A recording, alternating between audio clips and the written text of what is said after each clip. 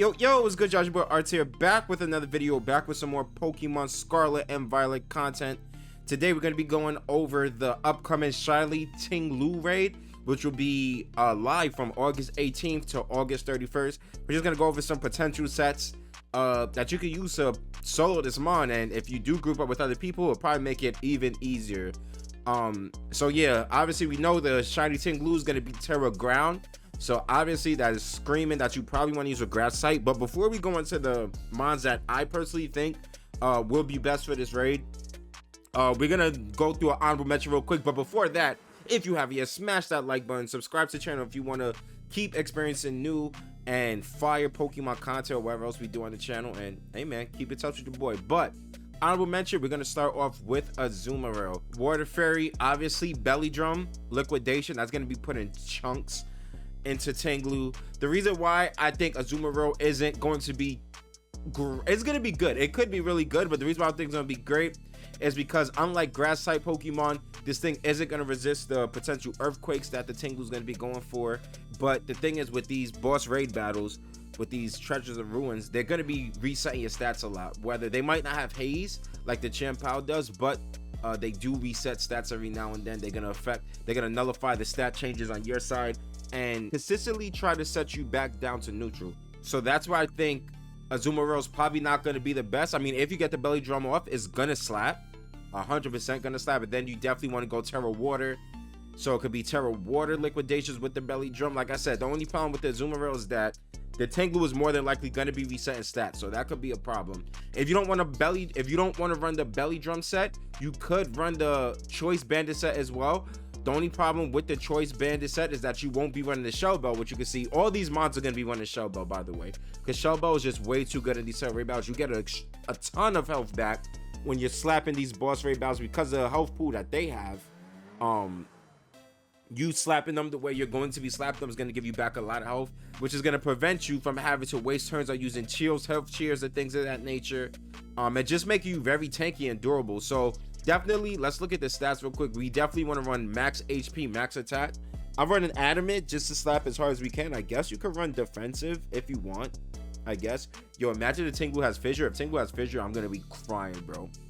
Crying tears of laughter, bro. That would actually be pretty freaking funny. But I don't see them doing that. They might, though. They just freaking might. I doubt, though, because the Champao didn't have Sheer Cold, so I doubt Ting-Lu has Fissure. But it's possible. That's it for Azumarill. Like I said, I don't think it's the best mon, but if you don't have any of these grass types, Azumarill is a pretty decent option, I would say. The best option moving forward into this raid, I would say, is freaking Superior, bro. Contrary Superior with the Shell Bell, you're just spamming freaking Leaf Storm to boost your special attack by 2 every turn. Now, unlike the Azumarill, yes, there's still a possibility that the Ting-Lu is going to be resetting your stats, but at least with Leaf Storm, you're freaking boosting your stats as you're attacking still. So you're definitely going to have a couple turns where you are going to be swinging with boosted Leaf Storms, which is fire. We also have Giga Drain.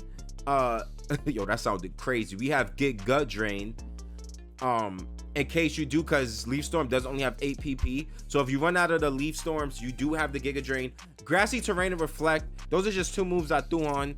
Grassy Terrain just to boost the power of the Giga Drain and the Leaf Storm and nullify even more the damage that you're taking from the ground type moves on the Ting-Lu. So Grassy Terrain could be interesting, and Reflect as well if you want to say, if you are in a group and one of you guys could set up turn 1 Reflect or whatnot, and Grassy Terrain, like say if you pulling up with a group of grass types and you're not doing this alone, one of you could start off as a supporter type, set up the Reflect, set up the Grassy Terrain to get the rest of the squad going, and then you yourself could start swinging with the Leaf Storm as well. Obviously Terra Grass and the Shell Bell as well.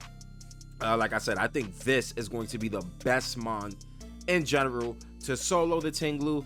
And if you just pop up in a group as well, like I said, one of you could be the supporter at first, Reflect, Grassy Terrain, and then you start swinging, bro. Y'all gonna just nuke this Ting-Lu. The reason why we have Lurantis here is in case you don't have Superior, you do have the Lurantis. Superior is a little bit better than Lurantis, but say if you don't have access to the DLC or whatnot, or you just don't have the mon, you weren't able to get it through trade or whatnot, and you don't have access to the Superior, you can do this same strat with the Lurantis. Lurantis doesn't get You could throw Giga Drain on Lurantis as well. I don't think Lurantis gets effect though.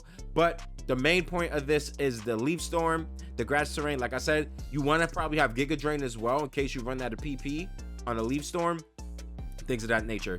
But like I said, Superior is the mod you want to go for the most. If not Superior, then you can substitute the Superior with the Lurantis, and Lurantis should be pretty fine as well.